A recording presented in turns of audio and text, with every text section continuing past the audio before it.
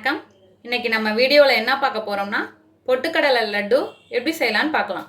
அதுக்கு நான் 1 கப் பொட்டுக்கடலை எடுத்திருக்கேன், 1/2 கப் சர்க்கரை, 50 கிராம் நெய்,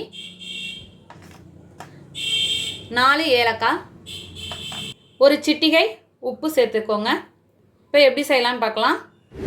ஒரு கடாய் வச்சுட்டு ஹீட் ஆனதும் பொட்டுக்கடலையை ட்ரையாக வறுத்து எடுத்துக்கலாம்.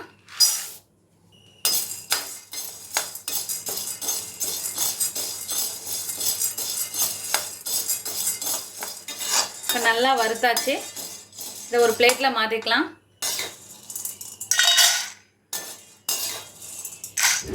இப்போ இதே கடாயில் நம்ம நெய்யை உருக்கிடலாம்.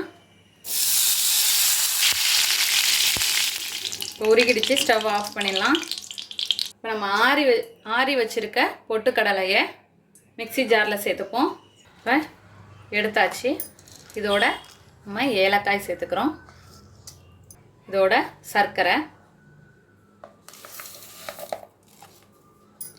எல்லாம் சேர்த்து பவுடராக அரைச்சி எடுத்துகிட்டு வந்துடலாம். இப்போ பவுடராக அரைச்சி எடுத்துகிட்டு வந்தாச்சு. இதை சலிச்சிடலாம். ஒரு ஜல்லடை வச்சு சலிச்சு எடுத்துக்கோங்க. அரைக்காமல் இருக்க பொட்டுக்கடலைலாம் வந்துடும். இப்போ நெய் ஹீட் பண்ணி வச்சுருக்கோம். அதில் நம்ம முந்திரி பருப்பு சேர்த்துக்கலாம். இது ஆப்ஷனல் தான்.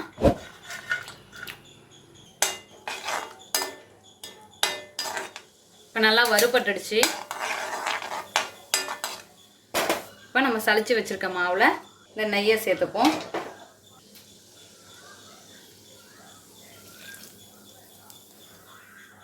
இதோட ஒரு சிட்டிகை உப்பு. நல்லா சூடாக இருக்கிறப்பயே கலந்துக்கோங்க.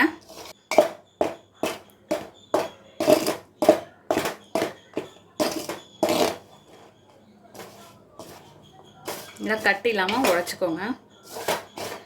கை பொறுக்கிறப்ப தான் வந்தோன்னா கை வைங்க.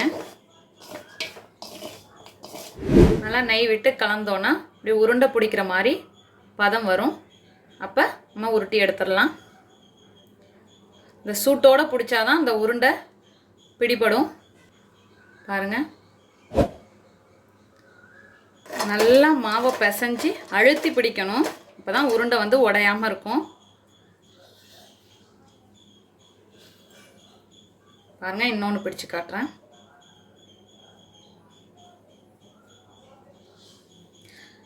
இதில் முந்திரி பருப்பு சேர்க்காமலும் பண்ணலாம். முந்திரி பருப்பு சேர்த்தா இப்படி சாப்பிட்றப்ப கொஞ்சம் கடிபடுறது டேஸ்ட்டாக இருக்கும். அதுக்காக முந்திரி நல்லா அழுத்தமாக நான் பிசைஞ்சு உருட்டுறேன், பார்த்துக்கோங்க. இப்போ இதே போல் எல்லா பேட்சஸையும் உருட்டி எடுத்துகிட்டு வந்துடுவோம். நம்மளோட அருமையான அற்புதமான பொட்டுக்கடலை லட்டு தயாராகிடுச்சு. இதே போல் நீங்களும் உங்கள் வீட்டில் செஞ்சு பார்த்துட்டு எப்படி வந்துச்சுன்னு கமெண்ட்டில் சொல்லுங்கள். தேங்க்யூ.